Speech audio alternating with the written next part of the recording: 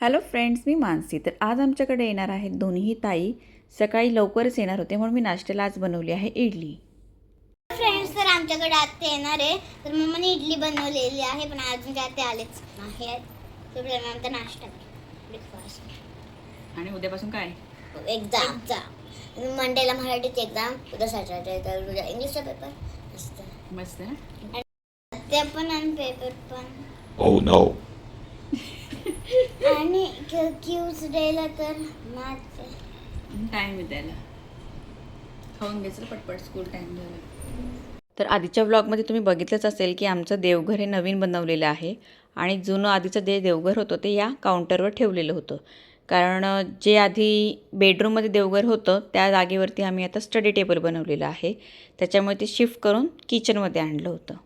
त्यामुळे काही महिने ते किचनमध्येच होतं. तुम्ही आधीचे व्हिडिओ पाहिले असाल तर मी स्वयंपाक करताना माझ्या बॅक साईडला देवघर होतं. सकाळीच ताई ते येणार होते, त्याच्यासाठी मी इडली वगैरे बनवली होती, परंतु त्यांचं काही येणं कॅन्सल झालं. ते म्हणतात आता आम्ही संध्याकाळी येतो, आम्ही आता पुढे नाशिकला चाललो आहे म्हणून. तर आता सकाळचा नाश्ता पण कॅन्सल झाला आणि दुपारचं जेवण ते लोक येत नाही आहेत, त्याच्यामुळे आता दुपारचं जेवण पण साधंच होणार होतं.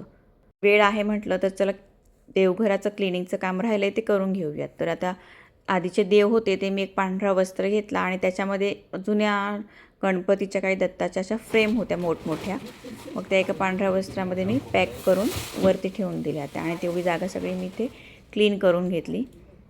आणि घरी गावी शेती लावतो, परंतु आम्ही तांदूळ मात्र खाताना हा बाहेरचाच खातो. तर तो कट्टा आणला होता, तो इथे खाली आम्ही तांदळाची टाकी ठेवतो त्याच्यामध्ये हा मी टॉपअप केला.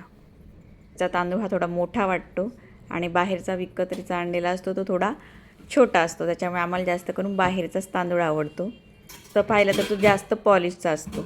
नाही खायला पाहिजे, आपल्या घरचा तांदूळच खायला पाहिजे. कळतंय पण वळत नाही, असला प्रकार आहे आमचाही. नवीन कट्टा आणलेला असूनसुद्धा त्याच्यामध्ये मला 1-2 आळी सापडली. देवघराचा व्हिडिओ शूट करायचं माझ्याकडून राहून गेलं, नाहीतर तुम्हाला दाखवलं असतं. हे आमचं जुनं देवघर जे की किचनमध्ये होतं आणि सागवानने बनवलेलं होतं. मध्ये पण छान वाटायचं, कारण देव माझ्यासोबत आहेत आणि माझ्यावर नजर ठेवून आहेत असं मला फील यायचं. तर आज मी तुम्हाला दाखवते माझा काउंटर आणि त्यावर मी माझ्या सोयीनुसार बनवून घेतलेलं एक क्रॉकरी सेक्शन. माझं क्रॉकरी सेक्शन हे छोटंसंच आहे, पण मला ते आता खूप फायद्याचं ठरतं आहे, कारण ते आता माझ्या हाईटनुसार आहे. आणि इथे माझ्या रोजच्या वापरातल्या वस्तू ठेवलेल्या आहेत. प्लेट्स, कप, ग्लास, जे की आपल्याला कोणीही गेस्ट आले की आपल्याला सारख्या त्या काढाव्या लागतात. आधी माझ्या क्रॉकरीज इथे वर होत्या, त्याच्यामुळे काय व्हायचं, माझ्या हाईटपेक्षा ते जास्त उंचीवर होतं, त्याच्यामुळे मला स्टूल घेऊन काढावं लागत होते. आणि काचेच्या वस्तू स्टूल घेऊन काढायचं म्हटलं की थोडी भीतीच वाटते.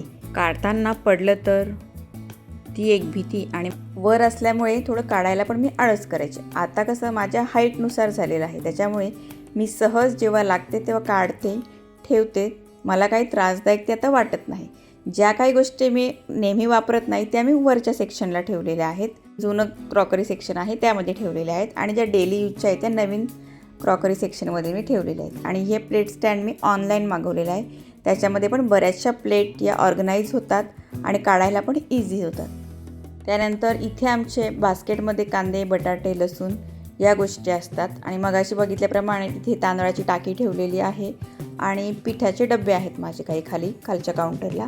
आणि वर जिथे मोकळी स्पेस आहे तिथे मी फ्रूट स्टँड ठेवलेला आहे, जेणेकरून जाता येता समोर लक्ष जातं आणि फळं खाल्ली जातात. बऱ्याचदा मी त्या दोघींना द्यायला विसरून जाते. असं आहे माझं छोटंसं किचन, आणि त्यामध्ये मी बनवलेलं छोटंसं आणि कमी खर्चातलं क्रॉकरी सेक्शन. आणि याच्यामध्ये तुम्हाला चेंजेस करायचे असेल, तुमचा बजेट जर हाय असेल तर तुम्ही याच्यामध्ये असे ग्लास स्टिक करू शकता दोघांमध्ये, असे पूर्ण वॉल तिथे. आणि खालच्या साईडला तुम्ही असे लाईट्स ॲड करू शकतात, जेणेकरून अजून अट्रॅक्टिव्ह दिसेल. त्यांचं आता रात्रीचं यायचं ठरलेलं आहे, तर माझी इथे चालली आहे जेवणाची तयारी. त्या दोघी स्कूलला गेल्यात, अजून काही आलेल्या नाही आहेत, आणि उद्यापासून त्यांची एक्झाम स्टार्ट होते. आमच्या चालू होत्या दोघांच्या गप्पा, आणि त्यातच दोघी स्कूलमधून आल्या देखील. स्कूलमधून आलेली आहे. सकाळी जाते माझा दात होता. अरे देवदात पण पडले, डोळ्याला चष्मा पण लागलाय, काय काय झालं रे. मामा, मम्मी आज मैं ग्रीशासाठी पोयम बनवली, चष्मे की. हो काय? चलो अच्छा देखते हैं. एक थी ग्रीशा, वो बहुत ही आगे जाके टीवी देखती थी और मोबाइल मोबाइल तो बोले इतना आगे लेके तो देखती थी और चश्मे नहीं लगेंगे जो कि बैटरी है तेरे चार्ज कर तेरे जो भी बैटरी तेरे चार्ज कर बेटा तेरे मोबाइल की बैटरी चार्ज कर तेरे मोबाइल की बैटरी चार्ज आगे कितनी देखती थी बताओ। इतना आगे तो क्या बोलूं इसके लिए चश्मा लगा है पर इसको नंबर तो कुछ नहीं है बस बैटरी मेरे देख लेना और चार्ज कर देना और चार्ज कर देना थैंक यू ये थी पोयम. तर ही आमच्या ग्रीवाने बनवलेली पोयम ग्रीशावर. काय ग्रीशा बरोबर आहे का पोयम? नाही किती मार्क्स देशील पोएमला ग्रीवाच्या? 0 बरोबर तर बोलली ती. तू टीव्ही अशी 10 जवळ out of 10 out of आणि 9. चार्जिंग तर बोलतो का चार्ज कर देना ना 10 out of 9 तरी द्यायला पाहिजे. नंबर पण नाही 2 आफ्टर 4 पोएट होणार आहे का तू? 4 out of 2 असं बोलत. सिद्धार्थ गंदू. काय चल बाय आता मी बाजारात चाललो आताच आम्ही स्कूलमधून आलो तर आता नाशिकला गेली आहे ठाण्यावरूनच तर गेले येईल दादा वाटतं थोडा वेळ बाय त्या दोघी मार्केटला गेल्या त्याच्यामुळे त्यांची किरकिर ही बंद झालेली होती आणि इकडे दुसरी किरकिर चालू होती जी की सगळ्यांना ही किरकिर आवडते कारण का जेवण होतं नॉनव्हेज. व्हेज पण होतं आता मी बनवते नॉनव्हेज जेवण आणि ही किरकिर सगळ्यांनाच आवडते. ताई दुसऱ्या देशात असून लगेच कशा आल्या असा तुम्हाला जरी प्रश्न पडला असेल तर त्याला जशा मे आणि एप्रिलला सुट्ट्या लागतात तशा त्यांच्याकडे जुलै आणि ऑगस्ट लागतात. आपल्याला तेव्हा हीट जास्त असते त्याच्यामुळे सुट्ट्या दिलेल्या असतात तर त्यांच्याकडे पण आत्ता हीट जास्त आहे म्हणून त्यांना जुलै आणि ऑगस्टमध्ये सुट्ट्या आहेत. आपल्याकडे सध्या मान्सून सीझन चालू आहे आणि हा मान्सून सीझन त्यांना सौदीला अनुभवायला मिळत नाही. तसं आपण खूप नशीबवान आहोत आपल्याला समर विंटर आणि मान्सून हे सगळे ऋतू अनुभवायला मिळतात. सौदी म्हटलं तर रेगिस्तान त्याच्यामुळे त्यांना वॉटरफॉल्स हिरवगार निसर्ग या गोष्टी काही अनुभवायला मिळत नाहीत. झालं असं आमची आहे एक्झाम त्याच्यामुळे त्यांचा पिरियड झाला थोडा रॉंग. त्यांना आम्ही कुठे बाहेर घेऊन जाऊ शकत नाही आहेत. बघू नेक्स्ट टाईम आल्या तर आपण जाऊयात कुठेतरी. हे आपण स्कूल बंक करू शकतो एक्झाम पिरियडला आपण स्कूल बंक करू शकत नाही त्याच्यामुळे नो ऑप्शन घरात राहण्याव्यतिरिक्त पर्याय नाही. बघूयात आहेत अजून काही दिवस त्यामध्ये जमलं तर नक्कीच त्यांना मान्सून टूर करूयात. जेव्हा आधी आलेल्या तेव्हा त्यांचं टायमिंग होतं येण्याचं मार्च पण त्या आल्या होत्या मेमध्ये कारण मार्चमध्ये तेव्हा युद्ध चालू होतं आणि दरम्यान बऱ्याचशा फ्लाईट्स त्या कॅन्सल झाल्या होत्या आणि ज्या काही होत्या त्यांचे तिकीट खूप हाय होते त्याच्यामुळे त्या मार्चमध्ये आल्या नव्हत्या. पण कसं होतं बाहेर देशात राहिलं की थोडी आपल्या देशाची आठवण येतेच त्याच्यामुळे त्या काही थोड्या दिवसांसाठी तेव्हा सगळ्यांना भेटून गेल्या होत्या. दोन्ही त्यांच्या व्हिजिटमधला गॅप थोडा कमी राहिला लगेच येणं झालं परंतु आत्ता गेल्या तर पुढच्या त्या मार्चमध्ये यायला जातील. आत्ताचा गॅप त्यांचा हा खूप मोठा असणार आहे. आता काय त्या लवकर येणार नाहीत. त्या दोघींचा इंग्लिशचा पेपर होता त्याच्यामुळे मला पण झालेलं की लवकर स्वयंपाक होऊ देत आणि दोघींना अभ्यासाला घेऊयात कारण दोघीसोबत अभ्यासाला बिलकुल चांगलं बसत नाहीत. एकमेकीशी गप्पा मारणार नाहीतर भांडण करणार काहीतरी काड्या करत राहतात. तो बाजूला आणि दोघींचे भांडणं सोडवण्यातच वेळ जातो. मी अगदी साध्या पद्धतीनेच इथे मटण बनवायला घेतलं होतं रेग्युलर बनवते तसंच. दोघींना बाहेर दिलेला नाश्ता स्कूलमधून आल्यावर रोज थोडंसं काहीतरी मी देतेच. कधी भात चपाती वगैरे असेल तेही देते कधीतरी मग पास्ता मॅगी पण नेहमीच ते नाही देत. आपलं जे रेग्युलर असतं घरातलं तेच. मग काहीतरी स्नॅक्स बनवायचं आपलं हेल्दीवाला कॉर्न्स किंवा कडधान्य वगैरे भिजवलेले असतील त्याचे उसळ असं काहीतरी द्यायचं. मी कामात बिझी होते त्याच्यामुळे त्यांना म्हटलं थोडं उद्याच्या पेपरचं त्यांचं स्टडी घ्या. ते म्हणतात ठीक आहे. मग त्यांनी इथे स्टडी घ्यायला घेतलेली थोडी.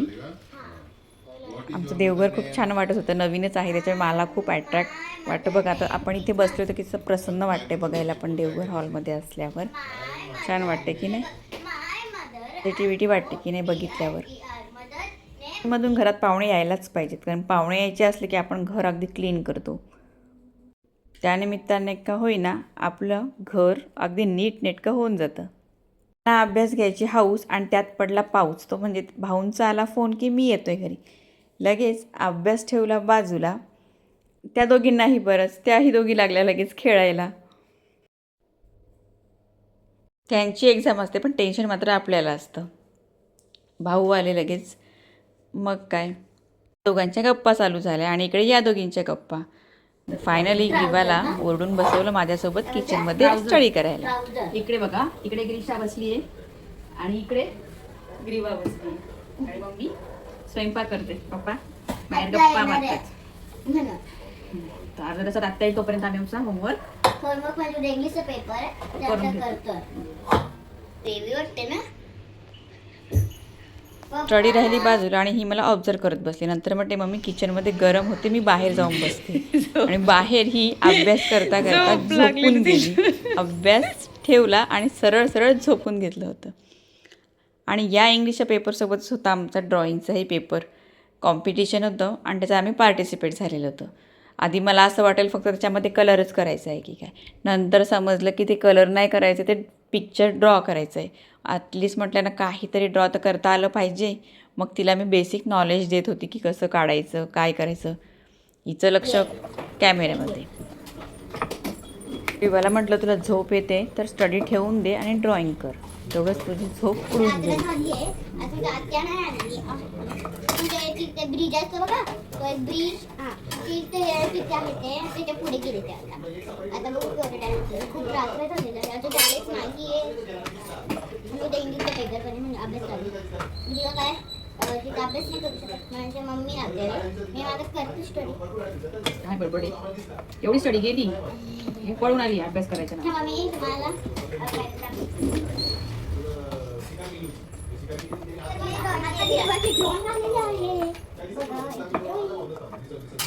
दुसरी ड्रॉइंग केली ना कर ना. तर बघा मम्माने शीट काढलेली आहे इंग्लिशची. लविंग केअरिंग असे ड्रॉइंग दाखवते बघा. दोन शीट दुसरी. आणि बघता बघता ताईंची एंट्री झालेली आहे. या सौदीवाल्या ताई.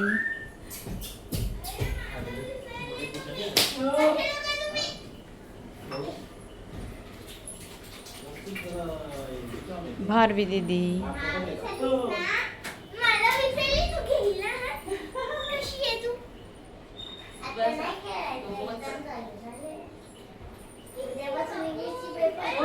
एवढा अभ्यास केलाय तर विचारूच नका. बघ ना कशी लोक आले.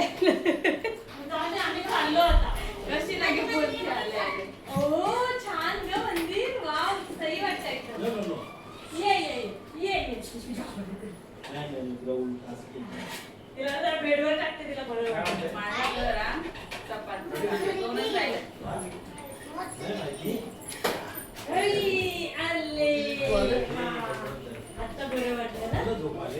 आता आली येते आहे मैतू दिदी आणि तिला आले खूप ताप, त्याच्यामुळे ती अशी वीक झालेली आहे.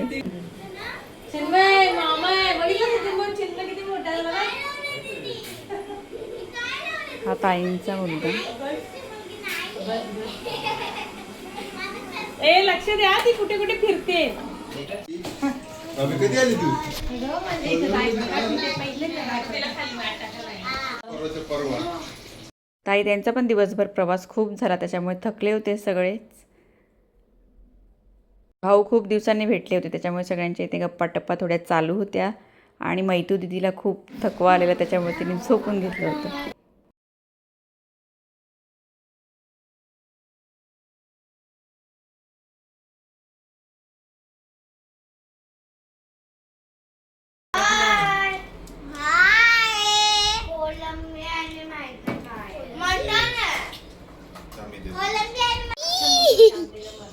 हाय भारवी दीदी. शाकाहारी असले मांसाहारी असले शाकाहारी.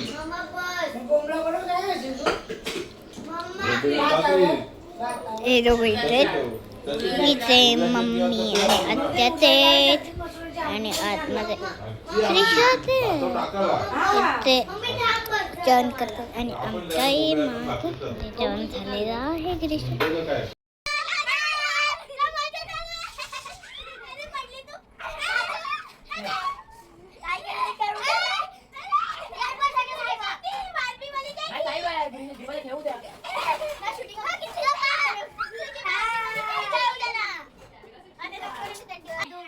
आमच्या बेडरूममध्ये गप्पा मस्ती स्टडी असं सगळंच चालू आहे. तर भेटूया आपण नेक्स्ट ब्लॉगमध्ये. तोपर्यंत बाय. व्हिडिओ आवडल्यास नक्की लाईक शेअर आणि ज्यांनी सबस्क्राईब केलं नसेल जे नवीन आहेत त्यांनी please subscribe to our channel. Bye.